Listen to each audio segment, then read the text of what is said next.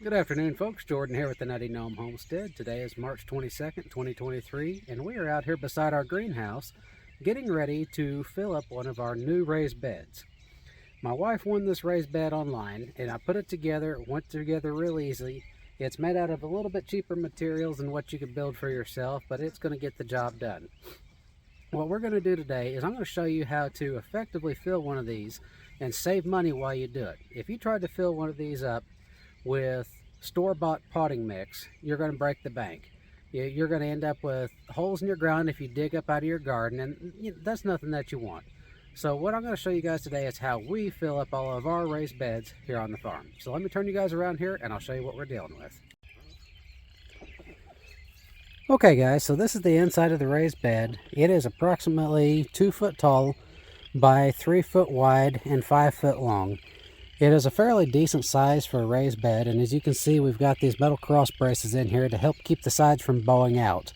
So as you can see, we still got some grass in the bottom of here, and the bald spot from where one of our mineral tubs was sitting with ginger in it last year.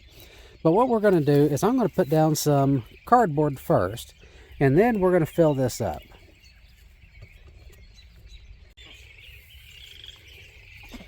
So what we did is we took some firewood and filled it up about half the depth of the raised bed. Now a lot of this firewood, there's oak and a little bit of ash in here. A lot of this is 2 to 3 years old. It was cut, split, some of it was split, some of it was cut and never got around to. A lot of it is starting to get soft. So instead of burning it, we use it to fill up our raised beds. So as you can see, we've got it about halfway full. And give me just a second and I'll show you guys the next step.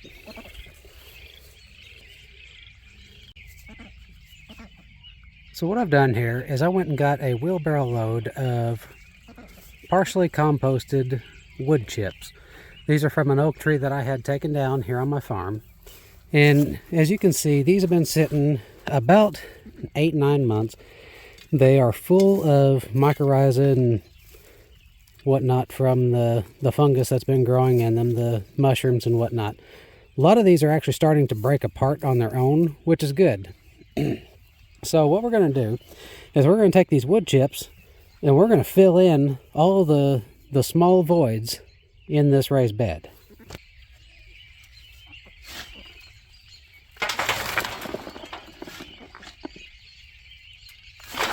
And all we're doing with the wood chips here is filling in the small holes.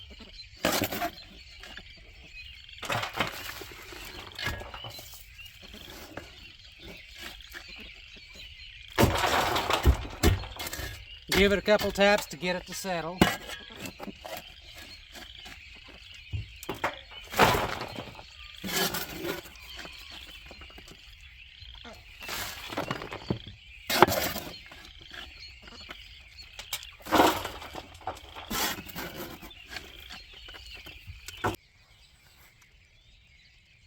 Now you might be wondering where you can get the wood chips. So we get these wood chips from our local utility company. They are more than happy to come and drop them off right at your property wherever you tell them to.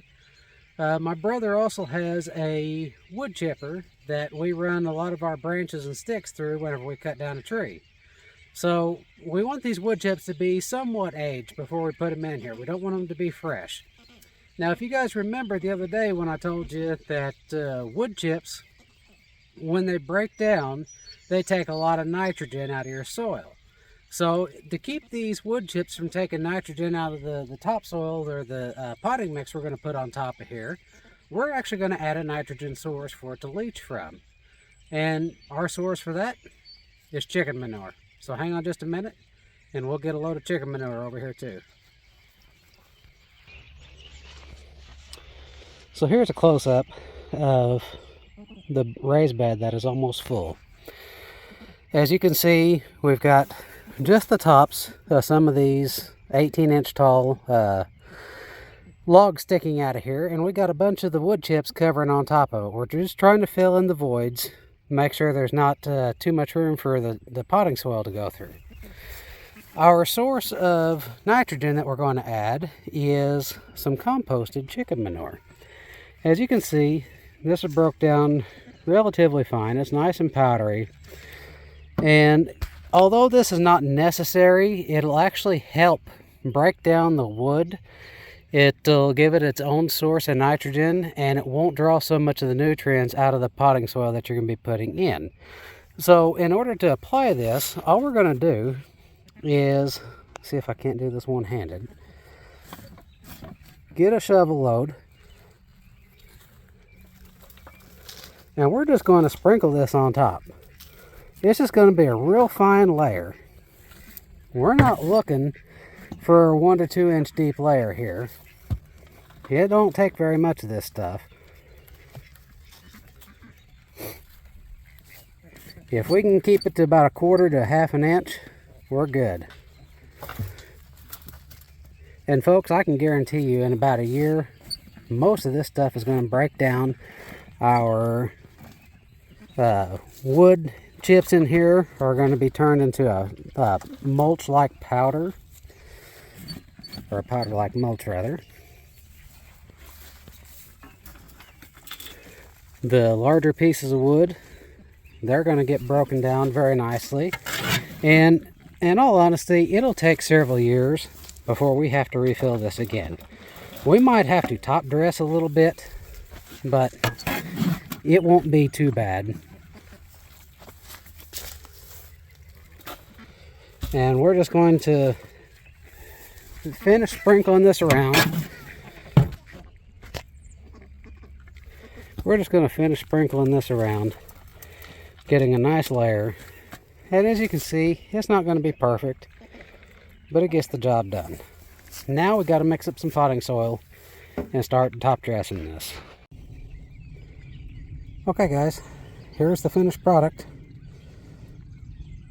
This raised bed, filled up, ready to plant. It took me about an hour. This topsoil potting mix that you see in here is between 6 and 8 inches deep. This is going to be mainly for our lettuce, radishes, some of our half-size carrots, so on and so forth. We're not going to plant any big root crops in here, potatoes or daikon radishes or anything like that. Nothing that gets too terribly long. So we can get away with everything being a little shallow here. And 6 to 8 inches is more than enough for a raised bed like this. And over the next couple of years, this is going to settle down, and we'll just keep adding new potting mix onto this, the stuff that we mixed. Now, I want to tell you guys, so to fill this this raised bed up, it took us 50 shovel loads of compost, 5 shovel loads of peat moss, and 5 shovel loads of perlite. Considering that we make our own compost here on the farm, it only cost me about $2 to fill this raised bed. And you know, being 2 foot deep, that's pretty good. If you try to fill this with potting soil from the store, you'd be in at several $100s. So that's how we fill all of our raised beds. We've been doing it like this for years. It works well in both metal style raised beds as well as wooden style raised beds, or even the big mineral tubs like we have here. This was one of my raised beds last year. I just repurposed its potting soil into here. So as for the wood and the wood chips, you don't have to put the wood chips in. The blocks of wood themselves, the cut up pieces of wood, will suffice. I use the wood chips as a filler to fill in all the voids. This makes sure that I don't lose so much to settlement whenever I put the potting soil in. The nitrogen addition is not necessary, especially if you're using composted wood chips or cut up logs that have been sitting for a couple of months or even a year, to where they start getting a little punky. They've already started to degrade enough that they're not going to draw so much nitrogen out of the soil. So if you want to, you can add a little bit of nitrogen supplement like what we did. We used chicken manure in this case because we've got several hundred pounds here on the farm, but it's not necessary. If you want to and you don't have access to chicken manure, there are several other varieties of nitrogen that you can use, both natural, organic, and inorganic fertilizers. Urea is a good one, source for nitrogen. So that's all there is to filling one of these raised beds efficiently, folks. Like I said, not bad for an hour's worth of work.